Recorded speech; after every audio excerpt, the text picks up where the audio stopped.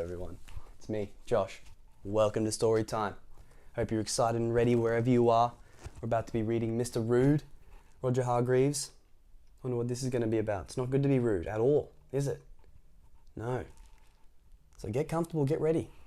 We're about to delve into Story Time. Let's go. Mr. Rude is rude. He is very rude. He is very, very rude. He is worse than very, very rude. He is extraordinarily rude. Look at him here being rude to a worm. The worm's like, I'm just relaxing. Oh. When you meet somebody, you might think to yourself that person has a large nose, but you wouldn't say that to them, would you? Because that would be rude, wouldn't it? Well, Mr. Rude would just blurt it out. Big nose! He would stop, but he wouldn't stop there. Oh no, not Mr. Rude. Pointing to this gentleman's nose. Calling it big. Big nose. With a nose like that, you could vacuum the floor. Can you imagine saying that to somebody? Well, I hope you can't. And he squeezes his nose. Very disrespectful. And he was the same way with everybody. If he met somebody who was overweight, he would shout, "Fatty! You're supposed to take the food out of the fridge, not eat the fridge as well." Oh my gosh, so rude. Look at him poking that lady. When he was driving along in his car, he would yell rude things at the people he passed by. Mr. Rude was a horrible man. Say it, don't spray it, Josh. I want the news, not the weather. I wonder if you could see that. I hope not. The light might just have ignited that and made it. But it was on to Mr. Rude. Mr. Rude was a horrible man who didn't have a nice thing to say to anybody, and not surprisingly, nobody liked him.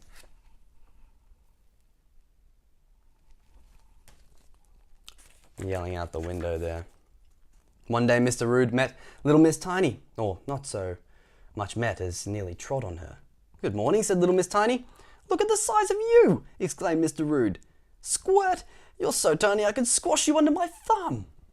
Poor little Miss Tiny burst into tears and ran home. Mr. Rude just made someone cry. Behind a tree on the other side of the lane, Mr. Happy looked anything but happy. He heard everything. Mr. Happy, that's not his way at all.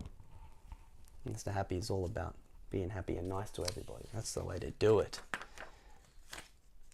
The next morning, Mr. Happy was outside Mr. Rude's house, suitcase in hand. Mr. Happy knocked on Mr. Rude's front door. "Go away!" shouted Mr. Rude. Mr. Happy knocked again. Mr. Rude opened the door. "Can't you read?" said Mr. Rude, pointing to his doormat. It's crossed out the word welcome, and he's written "go away" underneath, eh? Mr. Rude's doormat did not say welcome like everybody else's doormat. Mr. Rude had crossed out welcome and then in large black letters had written "go away" underneath. Yeah. Mr. Happy smiled, barged past Mr. Rude and went into the living room. "Get out!" shouted Mr. Rude. Mr. Happy smiled an even larger smile and sat down in the armchair. There he goes. Maybe teach Mr. Rude a lesson here. Doesn't get everything his way when he's rude. Mr. Rude exploded. He ranted and raged for half an hour, but Mr. Happy calmly sat through it all, smiling. Eventually, Mr. Rude went into the kitchen to make himself supper, without offering any to Mr. Happy. He's not happy there, is he? It's like, why isn't this rude thing working? After his supper, Mr. Rude ranted and raged for a full hour, but whatever Mr. Rude called him, Mr. Happy took no notice. Finally, Mr. Rude turned out the lights and went upstairs without offering Mr. Happy a bed for the night. There he is, yelling, going off at Mr. Happy. And he hasn't even done anything. Isn't that interesting? Mr. Rude needs to take a page out of Mr. Happy's book. When Mr. Rude came down in the morning, Mr. Happy was still there, still smiling. "Okay, I give in," cried Mr. Rude. What do you want?" "Breakfast would be nice," said Mr. Happy. "Please?" Mr. Rude made breakfast for him. Doesn't look super happy about it, but he did it. It was the first time in Mr. Rude's life that he had ever done anything for somebody else. In fact, it was the first time he'd ever asked anybody what they wanted.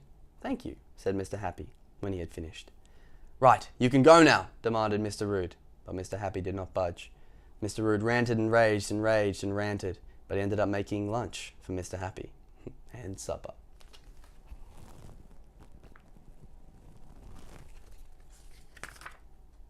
He even offered Mr. Happy a bed that night.